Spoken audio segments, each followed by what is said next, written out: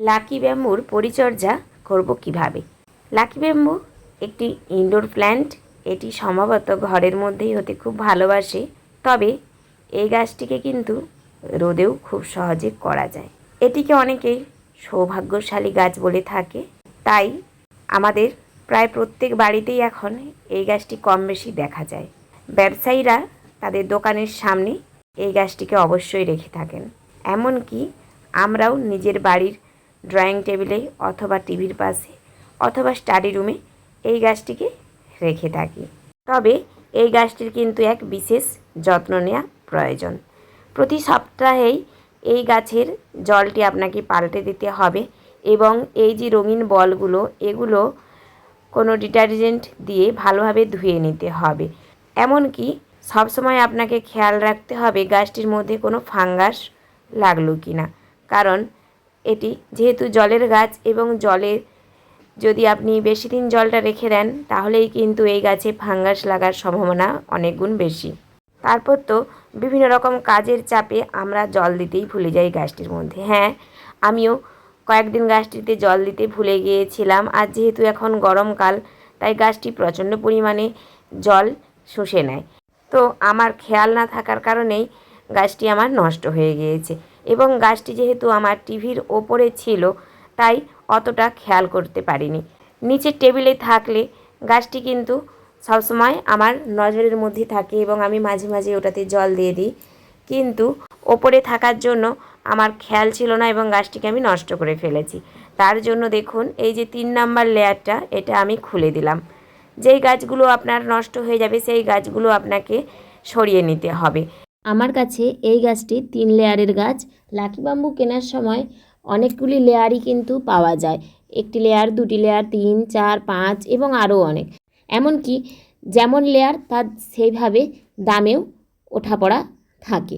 আমি 3 লেয়ারের একটি গাছ 350 টাকা দিয়ে কিনে নিয়ে এসেছি।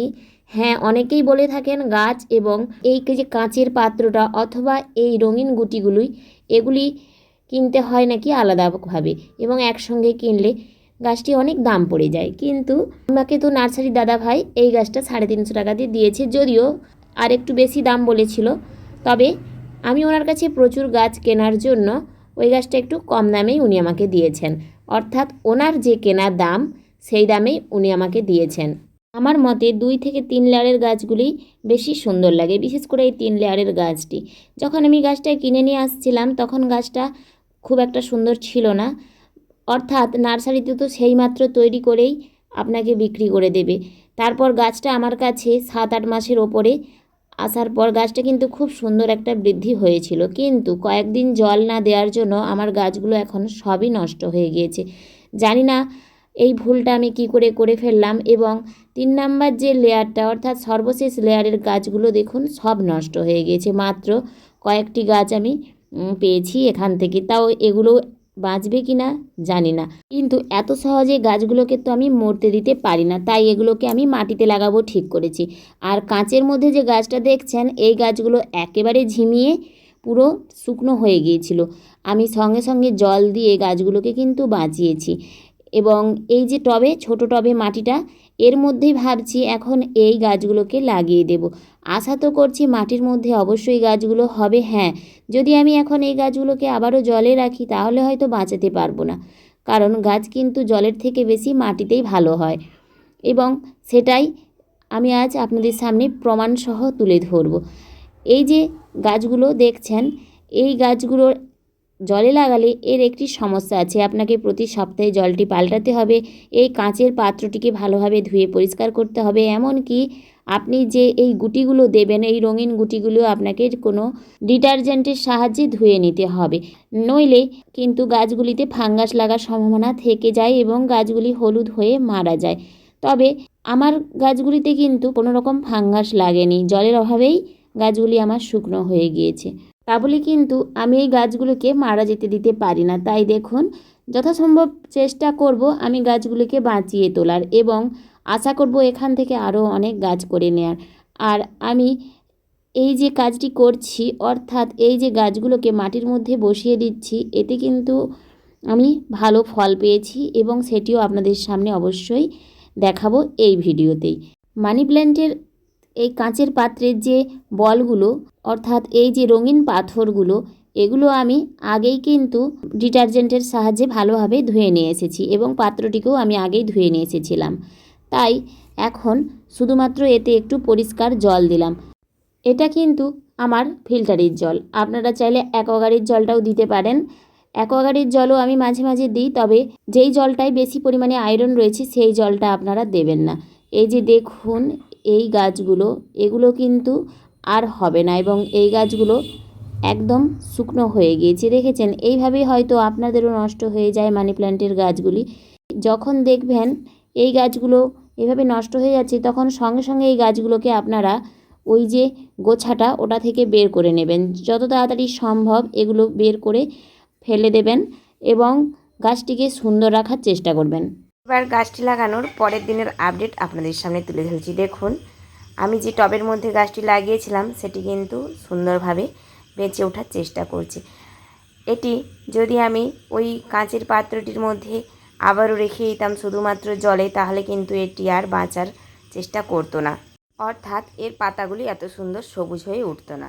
তাই আপনাদেরও বলবো আপনারা এইভাবেই মাটির মধ্যে লাকি ব্যাম্বুটি লাগিয়ে নিন, কারণ মাটির মধ্যে গাছ সত্যিই খুব ভালো হয় এবং এখানে আমি নিজের হাতে সেই প্রমাণটি পেয়েছি। তবে আমার এখানে এটা শুধু মাটি না, এর মধ্যে আছে কিছু ধানের তুষ। ওই যে আমাদের গ্রামাঞ্চলে যে ধান হয় সেই ধানটা ওড়ানোর পর যে তুষটা বেশি হয় সেই তুষ। যে একটি গাছ আমি এই টবটির মধ্যে রেখেছিলাম, দেখুন সেটা লাগিয়ে নেওয়ার পর গাছটি কিন্তু সুন্দর হয়েছে। এটি একটি রাবার গাছ। রাবার গাছটির টবেই আমি কিন্তু এই লাকি ব্যাম্বুটি লাগিয়ে দিয়েছিলাম। আসলে আমি দেখতে চেয়েছিলাম যে এখানে এই গাছটি হয় কিনা, কারণ এই রাবার গাছের গোড়ায় অতিরিক্ত জল থাকবে না, তাহলে হয় গাছটি আমার মারা যাবে না।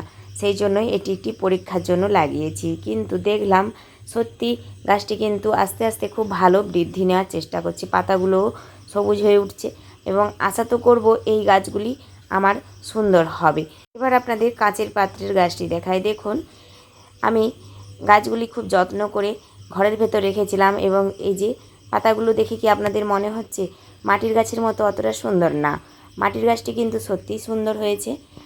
জলের গাছটিও আগের থেকে অনেকটা ভালো হওয়ার চেষ্টা করছে। এই যে দেখুন আপনাদের দেখাই, পুরো গাছগুলোই আমার মারা গিয়েছিল, অর্থাৎ শুকনো হয়ে ঝিমিয়ে গিয়েছিলো কয়েকদিন জল না দেওয়ার জন্য। গাছের যে কাণ্ডগুলো সেগুলোও কিন্তু হলুদ হয়ে শুকনো হয়ে গিয়েছিল। এই যে প্রতিটি ডাঁটা দেখুন কীরকম শুকনো হয়ে গেছে। তবে এই যে দেখুন নতুন শিকড় আবারও আসতে শুরু করেছে। দেখুন এই যে কয়েকটি নতুন শিকড় দেখা যাচ্ছে, এইগুলি আবারও বৃদ্ধি হচ্ছে।